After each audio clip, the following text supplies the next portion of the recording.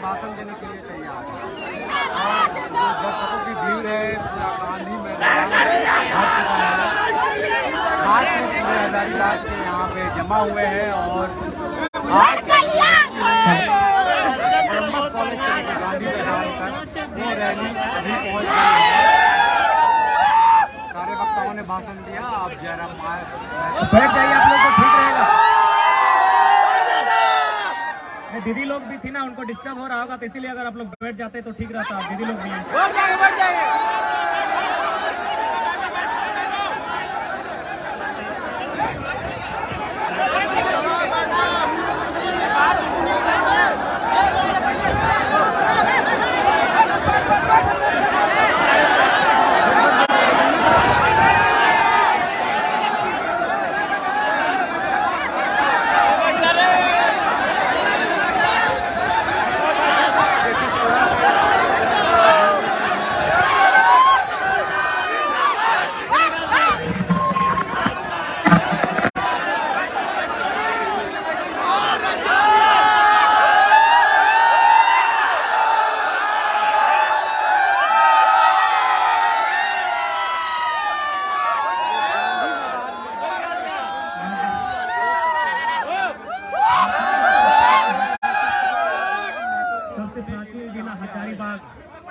कि गांधी मैदान में उपस्थित सभी नौजवानों को इनकलाबी जोहार करते हैं कि झारखंड की गलियों से एक आवाज आया है, उठो नौजवानों, फिर से इनकलाब आया है। यह इनकलाब जो निकला है आज हक के सीनों से, यह आफ्ताब जो निकला है आज धधकते सीनों से, यह जुल्म के पर्दों को फाड़ डालेंगे, ये जुल्मी सरकार को उखाड़ डालेंगे। तुम लाख चला लो गोलियां, ये कम नहीं होंगे। तुम लाख चला लो गोलियां, ये कम नहीं होंगे। शीश कटेंगे लेकिन गम नहीं होंगे। आज पिछले साल भर से लगातार हम लोग आंदोलन, हमारा खाना आंदोलन, नहाना आंदोलन, सोचना आंदोलन, बीते साल भर में लगभग लिखित तौर पर 410 जनसभाएं शायद देश के प्रधानमंत्री अपने जीवन में नहीं किए होंगे। लेकिन आज की यह सभा कुछ नई है, क्योंकि बीते एक साल में बहुत प्रेशर, बहुत टॉर्चर, बहुत ट्रोल, बहुत हेट झेले, लेकिन कोई हमको डिगा तक नहीं पाया। लेकिन बीते 2 दिन में कुछ घटनाएं मेरे साथ ऐसी घटी, मेरे दिल के बहुत करीब विकास और प्रकाश नामक मेरे 2 साथी थे, जिनका आकस्मिक दोनों 23 साल के थे, उनका देहांत हुआ और हमको थोड़ा दुख लगा। हम दर्द में थे, लेकिन आज अपने दर्द को छिपाकर यहाँ इसलिए आए हैं क्योंकि छात्रों का दर्द उससे लाख गुना ज्यादा है, इसलिए आज यहाँ एक पल तो लगा इस आंदोलन से हम लोग जख्मी, इस घटना के बाद कहीं जख्मी ना हो गए। लेकिन किसी ने ऑटो में दे दे भाई, लेकिन किसी ने ठीक ही कहा है कि घायल शेर की सांसें उसके दहाड़ से भी खतरनाक होती है। और बिल्कुल मुझे तो पूरा विश्वास है, चाहे विधानसभा हो या राजभवन हो, कहीं ना कहीं हमारी एक्टिविटी को वॉच किया जाता है। आप देख सकते हैं मुख्यमंत्री का नया भाषण, वे कहते हैं कैसे लिया झारखंड, तो उनके समर्थक कहते हैं लड़के लिया झारखंड। वे मोटा मोटी 20 साल से विधायक हैं, एक भी वीडियो उनको जारी करने बोलिए जहां उन्होंने ये नारा दिया है कि लड़के झारखंड, ये नारा हम लोगों का है। अब बात करते हैं राजभवन की। 29 तारीख जिस शाम को हम अपने 2 साथियों को कांधे पर ले जाकर उन्हें शमशान में दफनाते हैं, उसी समय विधायक कहीं ना कहीं वापस होता है, यानी उन्हें ऐसा लगता है कि शेर जख्मी हुआ है। ये टाइम अच्छा है, यानी कहीं ना कहीं वे हमारी गतिविधियों को देख रहे हैं। आज गांधी मैदान, गांधी यानी अहिंसा का संदेश, गांधी यानी आंदोलन, गांधी यानी शांति, लेकिन आज यदि गांधी के देश में छात्र आंदोलन कर रहे हैं, छात्र अशांत हो रहे हैं, तो कहीं ना कहीं उन हुक्मरान पर सवाल खड़ा होता है जिन्हें हमने चुनकर भेजा है। आज लोगों को, खासकर जो लोग सत्ता में बैठे हैं, ये भारत से अलग कटकर एक नया झारखंड राज्य, बिहार राज्य से कटकर एक नया अलग झारखंड राज्य बना। उस समय जो हमारे राज्य के पहले राज्यपाल थे, राज्य के सर्वोच्च रहनुमा माननीय प्रभात कुमार, उन्होंने एक लाइन कहा था कि जिन संसाधन के साथ झारखंड राज्य अलग हुआ है, आने वाले 20 सालों में ये भारत देश का नंबर 1 राज्य होगा। यानी कितनी उम्मीदें थी इस राज्य के सबसे काबिल व्यक्ति को, जिसे राज्यपाल कहते हैं, कितनी उम्मीदें थी कि यह राज्य नंबर 1 पर आएगा। लेकिन आज 22 साल बीत चुके हैं। आज अगर इस राज्य के बारे में समीक्षा करने जाए, आज अगर इस राज्य को जांचने जाए, तो ये पीछे से कभी नंबर 2 पे मिलेगा, कभी नंबर 3 पर मिलेगा, कभी नंबर 4 पर मिलेगा। क्या इस दिन के लिए हमने नया झारखंड राज्य लिया था? एक बात कहिए, यदि हम कहें बंगाल बंगालियों का है तो दिक्कत है? किसी को दिक्कत होनी चाहिए? यदि हम कहें गुजरात गुजरातियों का है तो क्या किसी को दिक्कत होनी चाहिए? यदि हम कहें महाराष्ट्र मराठियों का है तो दिक्कत होनी चाहिए? तो यदि झारखंड झारखंडियों का है तो इसमें क्या दिक्कत है? बिहार किसका है? बंगाल किसका है? गुजरात किसका है? महाराष्ट्र किसका है? तो झारखंड सबके बाप के लगेगी, झारखंड सबके बाप के लगेगी। लेकिन हमारे बाप के लगाए, लेकिन हमारे बाप के खून बहाए। हम शहीद का बेटा है, मेरा बाप का झारखंड है, क्योंकि मेरे बाप का खून बहा झारखंड बनाने में। आज गवर्नमेंट में बैठे लोग पॉलिसी लेकर आते हैं, कभी पॉलिसी लेकर आते हैं जो यहां से 10वां 12वां पास करेगा, कभी पॉलिसी लेकर आते हैं जो यहां पैदा होगा। अरे भाई, आप लोग विधायिका के अंग हैं या फिर आप लोग मडारी हैं? आप लोग टास जुआ खेलने वाले लोग हैं। ये लोग कहते हैं जो झारखंड में पैदा होगा उसे नियोजन में अधिकार रहेगा। नियोजन पॉलिसी में शामिल किया जाए कि जो लोग झारखंड में पैदा हुए हैं। हजारीबाग दुमका उप राजधानी है, रांची राजधानी है, लेकिन हजारीबाग शैक्षणिक राजधानी है। तो शैक्षणिक राजधानी में उपस्थित, झारखंड की शैक्षणिक राजधानी में उपस्थित नौजवानों, क्या इससे पहले की भी सरकार की बात करते हैं, उनकी जो नीति थी कि जो यहां जन्म लेगा उसे झारखंडी में नियोजन का अधिकार मिलेगा, क्या किसी भी तरह से संवैधानिक और नियमता है कि कोई यहां पैदा होगा उसे झारखंडी मान लिया जाए? क्या ये संवैधानिक है? यदि ये संवैधानिक है तो कोई तो ट्रेन में पैदा हो जाता है, ट्रेन उसका होना चाहिए। कोई अस्पताल में पैदा होता है, अस्पताल उसका होना चाहिए। तो पैदा होने से जब अस्पताल मेरा नहीं, पैदा होने से वो ट्रेन मेरा नहीं, तो सिर्फ पैदा होने मात्र से उसे झारखंडी कैसे माना जाए?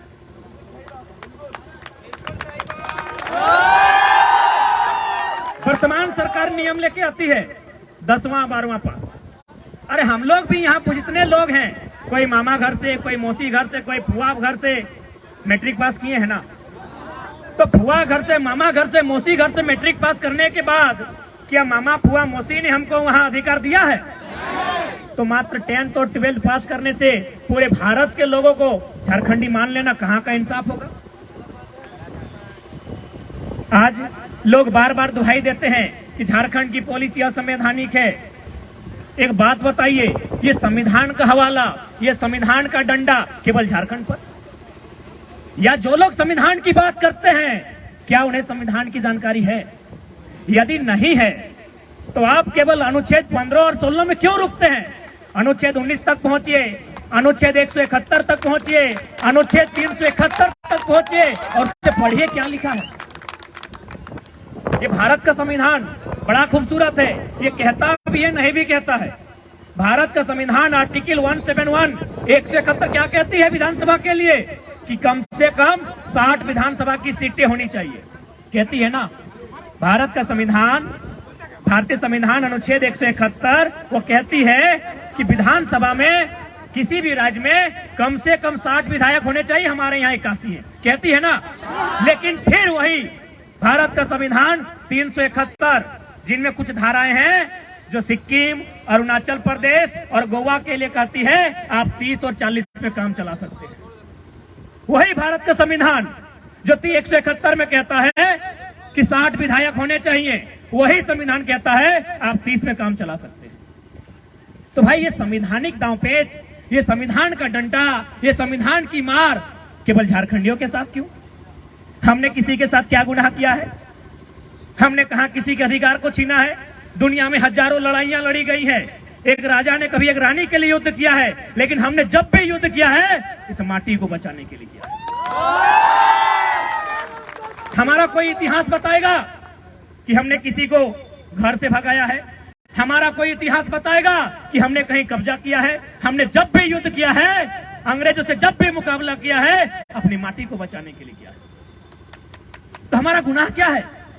हमने किसी का क्या बिगाड़ा है? आज ये राज्य न जाने कितनी शहादत के बाद, न जाने कितनी माओं की गोद सुनी हुई, न जाने कितनी बहनों की मांग का सिंदूर उजड़ा है, तब जाकर हमने एक नया झारखंड बनाया। यही आपके हजारीबाग जिला के अंतर्गत बिशुनगढ़ प्रखंड है, वहां एक बलगमक्का नामक गांव है। एक गांव में सात लोग शहीद हुए। शहीद नहीं हुए, उनका गला किसी का काटा गया, किसी का गोलियों से छलनी किया गया, तब जाके हमें राज्य मिला है। क्या कभी इस दर्द का आभास इन सत्ता में बैठे लोगों ने किया है कि हमने किन परिस्थितियों में ये राज्य लिया है? इसलिए आज जितने भी नौजवान जो अपने घर से बाहर छात्रावास में जाकर तैयारी करते हैं, कभी उनके दर्द को किसी ने समझा है कि किस प्रकार हम अपना मुर्गी, चंगना, छगरी, पटरू, गाय गोरू बेचकर, अगर हमारी माओं के पास अगर पुरखों का गहना है, उसे गिरवी रखकर, अपने खेत का जमीन का टुकड़ा किसी को कर्ज में रखकर बड़ी मुश्किल से पैसा जमा करते हैं। उन पैसों को गठरी में भेजकर बच्चों को हजारीबाग, किसी को रांची, किसी को धनबाद भेजा जाता है। इस उम्मीद के साथ भेजा जाता है कि जब बच्चा घर वापस आए तो एक छोटी सी नौकरी लेकर आए। और उस उम्मीद को पूरा करने के लिए बेटा दिन रात मेहनत करता है। वो अपने सारे दुखों को भूलकर, अपने संगी साथियों को भूलकर, एक छोटे से लॉज में जहां सबसे कम दाम में उपलब्ध हो पाता है, वहां तैयारियां करता है। अपने जीवन का 5 साल, 10 साल, कोई तो 15 साल लगा देते हैं। अचानक उसके पास विधानसभा से लिखित चिट्ठी जारी होता है कि आपकी सारी परीक्षाएं रद्द कर दी जाती है। क्या कभी ने सोचकर देखा है उसके साथ क्या बीतता है? लोग आश्वासन देते हैं कि उम्र की सीमा बढ़ा देंगे। एक बात बताइए, जो लोग थोड़ा सा टेक्निकल एग्जाम की तैयारी करते हैं, वे लोग अगर उम्र की सीमा बढ़ा दी जाए तो, लेकिन जो लोग डिफेंस की तैयारी करते हैं, उम्र की सीमा बढ़ाकर उन्हें घोड़ा बना देंगे क्या? आज होमगार्ड का मामला हजारीबाग में पेंडिंग है। आज होमगार्ड का मामला धनबाद में पेंडिंग है, वो 2017 की बहाली है। आज यदि आप उनको कह भी देते हैं कि हम आपकी उम्र की सीमा को बढ़ा देते हैं, क्या उन्हें फिर से 5 फीट का हाई जंप करवा सकते हैं? क्या उनसे आप 16 फीट का लॉन्ग जंप करवा सकते हैं? क्या उनसे आप 5 मिनट में 1600 मीटर दौड़वा सकते हैं? तो वास्तव में इनके पास विजन नहीं है, इनके पास मिशन नहीं है, ना इनके पास दूरदर्शी सोच है। इसलिए आज झारखंड के तमाम नौजवानों को, पढ़ने वाले छात्रों को आज एक जगह आकर इस आंदोलन को भागीदारी देना होगा और प्रयास करना होगा। इतना जोरदार हमला हो सरकार पर, या तो सरकार बैकफुट पर जाए या 24 में सरकार कहीं ना रहे।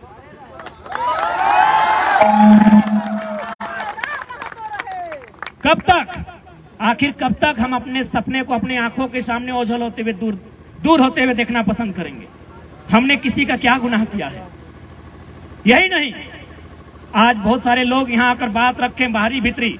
जी नहीं, जो लोग अगर बाहरी भीतरी का प्रश्न खड़ा करते हैं, मैं उन्हें 2-3 उदाहरण दूंगा। जब ये आंदोलन स्टार्टिंग हुआ था, हमें बिहार मूल के एक हाईकोर्ट के जज ने फोन किया था। उन्होंने धनबाद के एक वकील को फोन किया, बोला उस लड़का से हमको बात कराओ। उन्होंने वकील को फोन किया, वकील साहब किसी तरह मेरा नंबर जुगाड़ किया, हमको कॉन्फ्रेंस में बात कराया। हाईकोर्ट जो कि बिहार मूल के हैं, उन्होंने स्पष्ट कहा कि हम आपकी इस भाषा की लड़ाई में बिल्कुल आपके साथ हैं, क्योंकि यदि सभी लोग यूपी, बिहार, बंगाल, उड़ीसा के लोग अगर भाईचारा के नाम पर झारखंड में कब्जा कर लेंगे तो झारखंड बना ही क्यों था? यह कथन मेरा नहीं है, बिहार मूल के एक हाईकोर्ट के जज का है, जिन्होंने मुझे लगभग फरवरी महीना में फोन किया था मानव श्रृंखला के बाद। बोला बिल्कुल आपका जो भी लॉजिक आप रखते हैं बिल्कुल सत्य रखते हैं। झारखंड के लोग जिस समय खेतों में, खलिहानों में, जंगलों में, बिहड़ों में रहते थे, बिहार में नालंदा विश्वविद्यालय था। आप एजुकेशन को लेकर उनका मुकाबला कैसे कर सकते हैं? वहां विक्रमशिला विश्वविद्यालय था। आप उनके एक ही शिक्षा के स्तर में दोनों को बैठा दिया जाए, आप मुकाबला नहीं कर सकते हैं। अब तो आपकी लड़ाई बिल्कुल संवैधानिक है। एक हरियाणा के जाट नेता का फोन आया जो किसान आंदोलन में सक्रिय थे।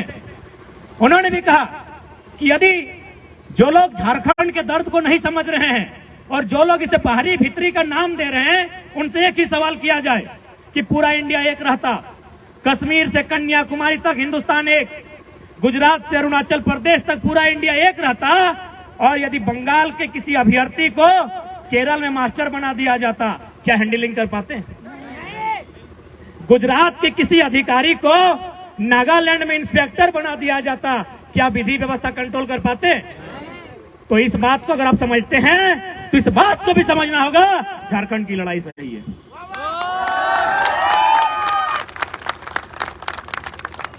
अभी बताइए, यदि बैरियर नहीं होता, राज्यों के लिए अलग अलग नियम नहीं होते, तो आज क्या विधि व्यवस्था कंट्रोल हो पाती?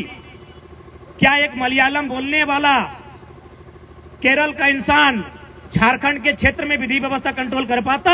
नहीं कर पाता। तो इसीलिए हमारे देश की खूबसूरती यही है, अनेकता में एकता, विविधता में एकता, और उसी के तहत आपको सबके अधिकार को सुरक्षित रखना होगा। आज लोग कहते हैं कि 1932 का खतियान असंवैधानिक है, ये अंग्रेजों के काल का है। बोले भैया आप इतना हमको मत सताइए, अब हम लोग को इतना परेशान ना कीजिए। आप किस कानून की बात करते हैं और कौन से संविधान की बात करते हैं? अरे हम लोग भी थोड़ा बहुत पढ़ लिए हैं, अब हम लोग भी अनपढ़ जाहिल नहीं है, थोड़ा बहुत पढ़ लिए हैं। आप जिस संविधान की बात करते हैं और आप जिसे अंग्रेजों के काल का कानून मानते हैं, तो पलटिए थोड़ा सा, आप फ्लैशबैक में पीछे जाइए। सन 1990 भारत के संविधान में 66वां संशोधन हुआ था। क्या हुआ था? सीएनटी जो 1908 में बना कानून है, उसकी 3 अध्याय को 66वां संशोधन करते हुए 1990 में भारतीय संविधान के अनुसूची 9 में शामिल किया गया था। तो क्या 1908 का कानून जो सीएनटी कानून है वो अंग्रेजों के काल का कानून नहीं है? तर्क से बात कीजिए, हम लोग भी पढ़े लिखे लोग हैं, लॉजिकली बात कीजिए कि इसी देश में, आजाद भारत में, और उसी अनुसूची 9 में, जिस अनुसूची में भूमि सुधार कानून स्थापित किए जाते हैं, कानून नंबर 209 में, भारतीय संविधान अनुसूची 9 में 1990 66वां संशोधन 1908 सीएनटी कानून शामिल किया गया है। तो हम यदि 1932 को आधार मान रहे हैं, और हमने तो स्पष्ट कहा, यदि आपको ऐसा लगता है इस भूभाग में अन्य प्रदेशों के लोग अगर रहते हैं और उनका अपने प्रदेश में कोई नाता नहीं है, तो आप स्थानीयता 1-2 परिभाषित कीजिए। बहुत जगह है, जनरल 1, जनरल 2, जनरल 3 तक है। कानून बनता है इंसान के लिए, इंसान कानून के लिए नहीं बनते हैं। और आप किस कानून की बात करते हैं? मंत्रीगण ओडी में चलते थे, सॉरी एम्बेसडर में चलते थे, समय बदला, BMW, फॉर्च्यूनर, रेंज रोवर। अरे भाई एक एक को गाड़ी बदलता गया, यानी कानून बदला ना? गाड़ी रखना भी कानून है ना? एक एक को गाड़ी बदला यानी कानून बदला। तो मैंने कानून सिर्फ जनता को दबाने के लिए है क्या? नेताओं का मन किया तो गाड़ी बदल गया, नया कानून बन गया।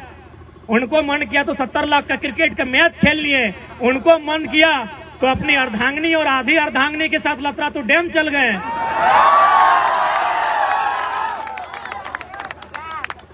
तो हमारे लिए एक नियोजन नीति नहीं बनेगी? आज माननीय मुख्यमंत्री पूरे राज्य में जोहार खतियानी यात्रा लेकर घूम रहे हैं। अरे महोदय, वो कहते हैं ना कि अभी बच्चे का जन्म हुआ नहीं है और आप छठियारी का सामान लेकर आए हैं।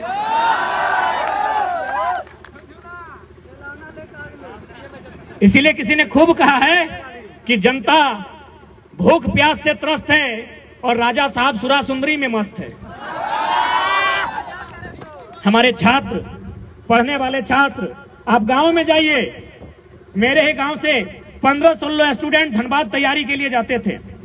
जब से वैकेंसियां रद्द हुई है उनकी संख्या सीधा 2-3 हो गई।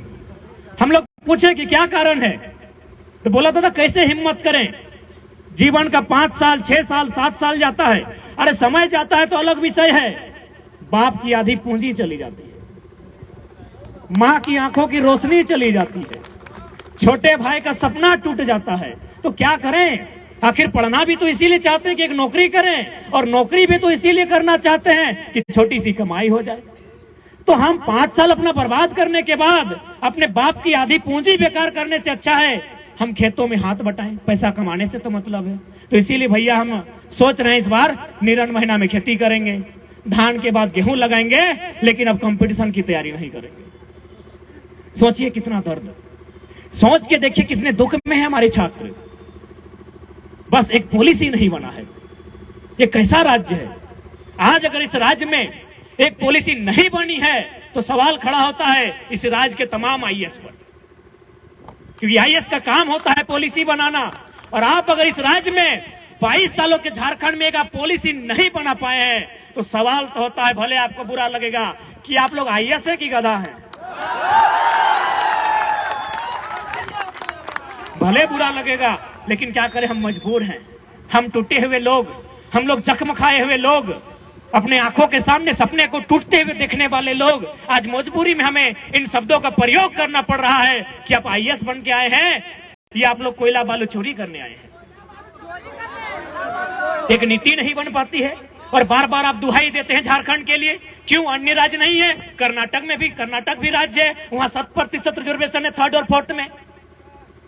तेलंगाना 371D के अनुसार राज्य की तमाम नौकरियां, जिस प्रकार हमारा यहाँ जेपीएससी 3rd और 4th छोड़ दीजिए, उसके अलावा जो राज्य स्तर के अधिकारी बनने की नौकरियां हैं तेलंगाना में वो भी रिजर्व है। तो संविधान की आंखें केवल झारखंड के सामने आकर फट के क्यों रह जाती हैं? संविधान का तो मतलब होता है समजोड़ विधान। सम यानी समानता, विधान यानी नियम, यानी समानता का नियम सबके लिए हो। तो यदि झारखंड के युवा अगर अपने लिए नियम मांग रहे हैं, अपने पक्ष में अगर विधि बनाने की बात कर रहे हैं, नियोजन नीति बनाने की बात कर रहे हैं, तो कौन सा गुनाह कर रहे हैं? आप कहाँ जा रहे हैं? और ये हम तो नहीं कह रहे हैं। इस देश के पूर्व CJI chief justice of India M Hidayatullah का एक स्टेटमेंट था कि यदि राज्य चाहे तो अन्य राज्य जो विकसित राज्य हैं उनके अभ्यर्थियों का इस राज्य में प्रवेश करने से नौकरियों में नियम बना सकते हैं। और हम स्वीकार करते हैं, चाहे बंगाल हो या बिहार हो, हमसे तेज है। बिहार सबसे ज्यादा आईएएस आईपीएस देता है, बंगाल सबसे ज्यादा कंपनी कोलियरी में बाबू लोग देते हैं। हम स्वीकार करते हैं। अतः हमें अगर अधिकार मिलना चाहिए तो सबसे पहली बात, नियोजन नीति में हमारी भाषाओं का बैरियर हो, हमारी भाषाओं की प्राथमिकता होनी चाहिए। लेकिन आज जो भी पॉलिसियां लेकर आ रहे हैं, आप देखिए, स्थानीय भाषा का बैरियर खत्म। यदि स्थानीय भाषा का बैरियर खत्म है, इसका मतलब वो वैकेंसी किसके लिए है? स्थानीय के लिए तो नहीं है। यदि स्थानीय भाषा का बैरियर है ही नहीं तो वैकेंसी है किसके लिए? तो इन परिस्थितियों में यदि हम लोग आंदोलन के लिए बाध्य हैं तो कहीं ना कहीं इसके रिस्पॉन्सिबल राज्य की सरकार है। मुख्यमंत्री विधानसभा के भीतर रोते हुए कहते हैं कि लड़का लोग हमको मूर्ख मंत्री बोलता है। बजट सत्र का अंतिम दिन मुख्यमंत्री वही जो उनका सेंटीमेंट होता है कि हम आदिवासी का बेटा हैं, जिस प्रकार आंसू बहाना जानते हैं, मगरमच्छ का आंसू, वो बहाते हुए बोलते हैं कि लोग हमको मूर्ख मंत्री बोलता है। तो हम लोग प्रेस कॉन्फ्रेंस में बोले कि भाई उन्हें मूर्ख मंत्री क्यों ना बोला जाए, वही उत्तर दें। हम लोग 6ठी क्लास में पढ़े हैं कि एक सांसद, एक विधायक किसी लाभ के पद पर नहीं हो सकता है। आप अपने नाम से पत्थर का खदान का माइंस का जो लीज कैसे ले लिए थे? हम तो कोई गलत और असंवैधानिक बात आपको नहीं बोले। हम लोग 6ठी क्लास में मौलिक अधिकार पढ़े हैं, 6ठी क्लास में संसद का विधायक बनने का तरीका पढ़े हैं कि कौन विधायक बन सकता है, कौन संसद बन सकता है। वो साफ साफ लिखा है कि आप लाभ के पद पर नहीं हो सकते हैं। तो ये खादान का लीज का जो कागजात है वो आपके नाम से कैसे आया? इसलिए आज इस राज्य के हुक्मरान को झारखंड के एजुकेशन हब हजारीबाग से, गांधी के देश में, गांधी के मैदान से उन्हें खुली चुनौती होगी कि आप समीक्षा करें, गहन चिंतन मंथन करें। आप क्या करें हमें मालूम नहीं है। आप विधानसभा के भीतर हैं, आप क्या करें हमको मालूम नहीं है।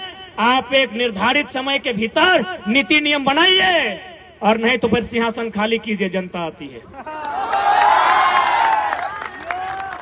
यदि आप सामर्थ्य नहीं रखते हैं नीति बनाने का, तो आपको अधिकार नहीं है इस देश के, इस राज्य के नौजवानों के भविष्य खेलने का।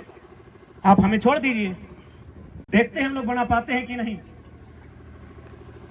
इसलिए आज लोकतंत्र के चौथे स्तंभ के माध्यम से मीडिया बंधुगण आए हैं, उनके माध्यम से राज्य सरकार और राजभवन तक संदेश देना चाहेंगे कि यदि वास्तव में आप लोग संविधान का अनुपालन करते हैं, अनुसरण करते हैं, तो झारखंड बना किस उद्देश्य के साथ है, झारखंड का गठन क्यों किया गया है, उस उद्देश्य की पूर्ति के लिए, इस राज्य के हितार्थ के लिए, इस राज्य के युवाओं के लिए सुरक्षार्थ के लिए नियोजन नीति और स्थान नीति 15 दिन के भीतर बनाइए। यदि आप नीति नहीं बनाते हैं तो अच्छा कहिए या बुरा कहिए, वैसे भी अब क्या फर्क पड़ता है। यदि आपकी रांची की विधानसभा में नीतियां नहीं बनेंगी तो सादे कागज में लिख के ले लीजिए, हम लोग 2024 में झुमरा की पहाड़ में सरकार बनाएंगे।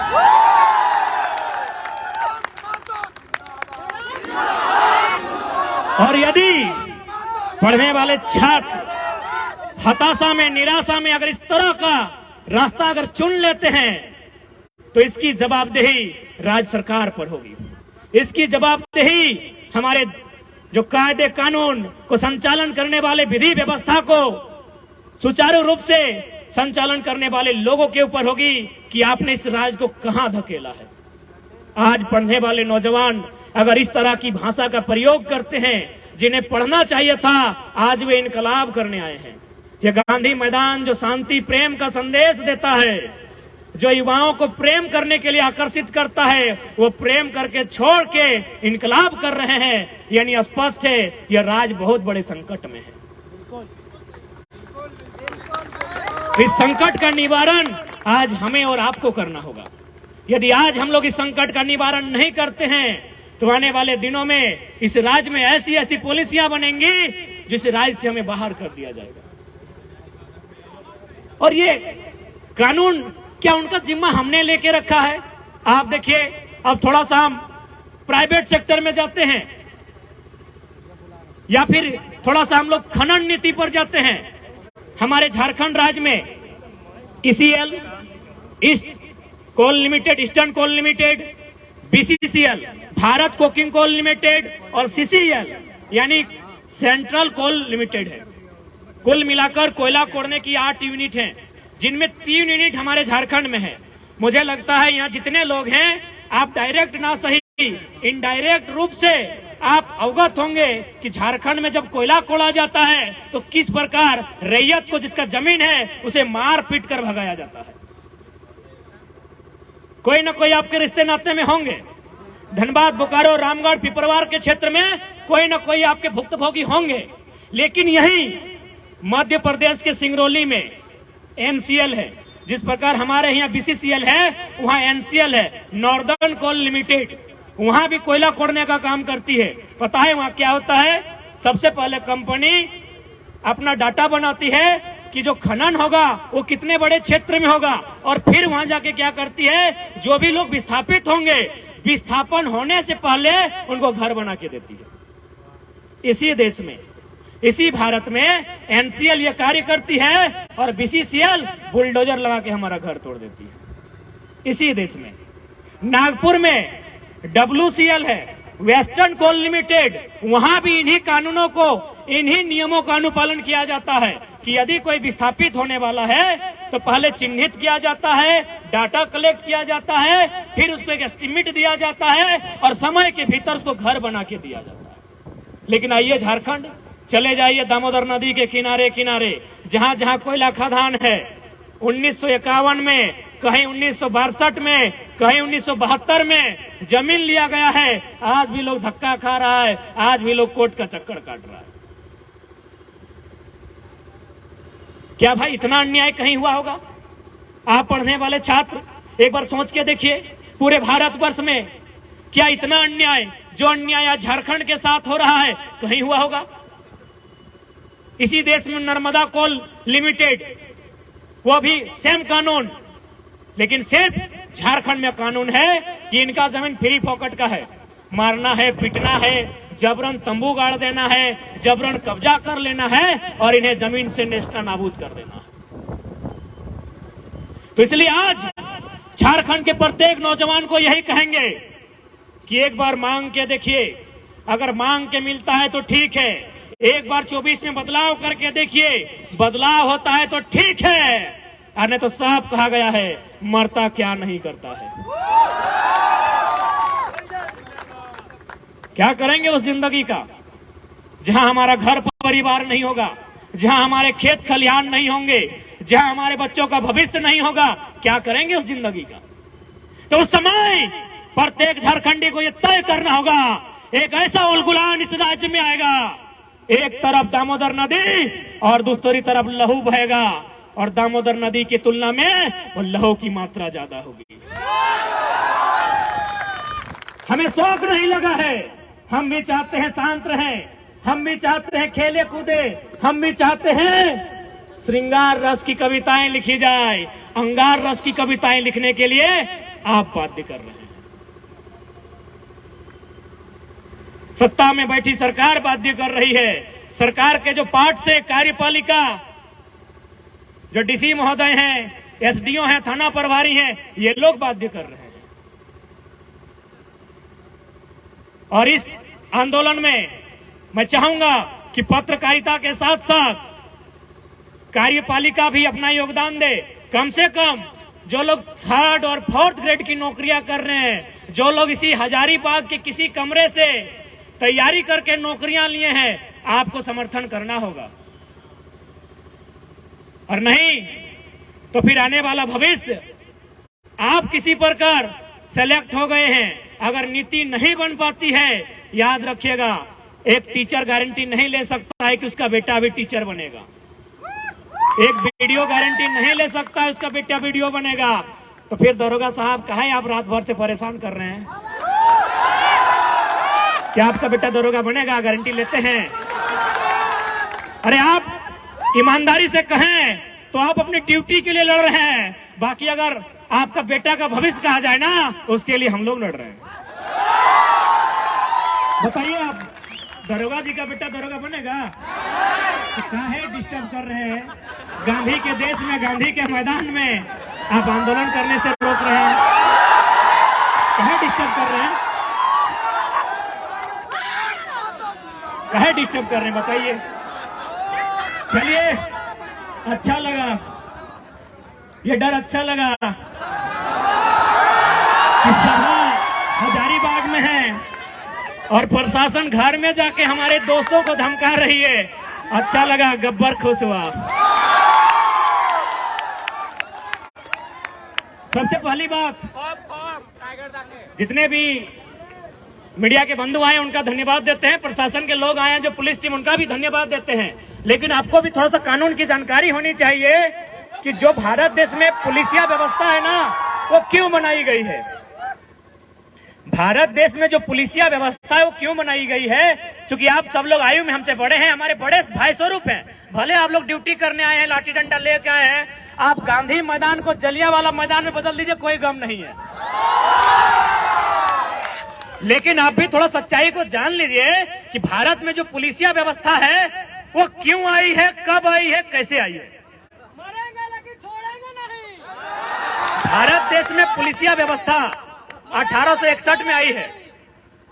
सबसे पहले 1860 में कानून बना इंडियन पेनल कोड, जो बड़ा बाबू के टेबल में किताब है उसका नाम है इंडियन पेनल कोड।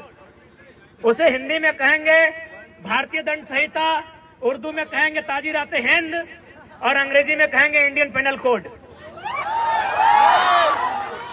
यह 1860 में आया है। उसके एक साल बाद और एक कानून आया, अंग्रेज लेके आए।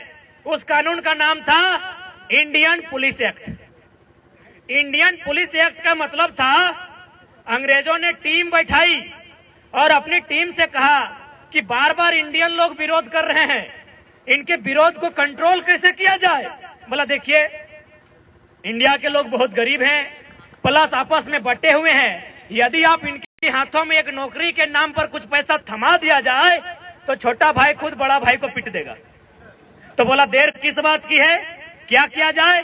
तो चलिए कानून बने, उस कानून का नाम रहेगा इंडियन पुलिस एक्ट 1861।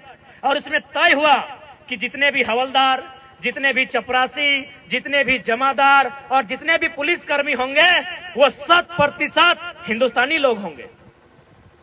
उन्हें किसी को ऊपर लेवल का जॉब नहीं दिया जाएगा, जिसे हम लोग ICS कहते हैं। नेताजी बोस ने पास किया था एग्जाम, आपको पता होगा। इंडियन सिविल सर्विस, जिसे आज हम लोग इंडियन एडमिनिस्ट्रेटिव सर्विस कहते हैं और इंडियन पुलिस सर्विस कहते हैं, इंडियन फॉरेन सर्विस कहते हैं, इंडियन रेवेन्यू सर्विस कहते हैं। इसका नाम था इंडियन सिविल सर्विस। यानी इंडियन सिविल सर्विस में इंडियन का ना हो, बाकी इंडियन पुलिस एक्ट में इंडियन से भर देना है।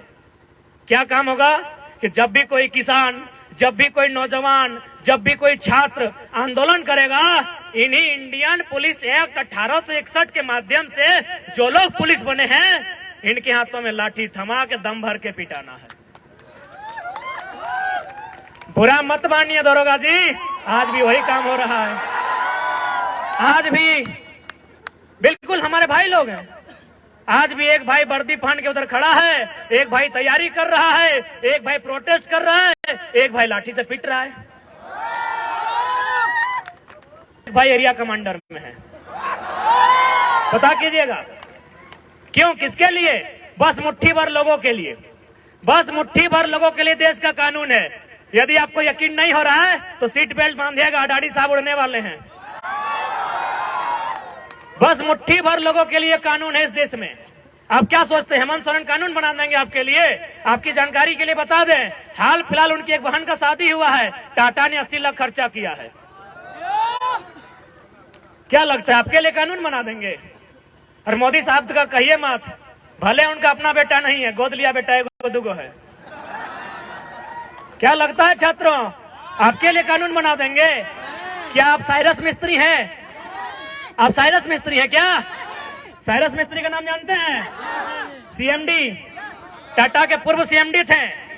पहले उनकी मौत के लिए हम नमन करते हैं, श्रद्धांजलि देते हैं। जब उनकी मौत हुई तो सरकार ने देखा कि कैसे मौत हुई। बोला पीछे बैठा था, सीट बेल्ट नहीं बांधा था, पीछे बैठा था, सीट बेल्ट नहीं बांधा था। अगला दिन कानून बन गया कि आगे छोड़िए, अब पीछे भी सीट बेल्ट बांधना होगा। क्यों? क्योंकि मरने वाला साइरस मिस्त्री था। छात्र रोज मरते हैं। मेरे 2 साथी 2 दिन पहले मारे गए, आज तक हम उबर नहीं पाए। और मेरे भाषण से तो आपको लगता है कि गुर्राने वाला टाइगर आई थोड़ा सा उस रूप में तो नहीं है।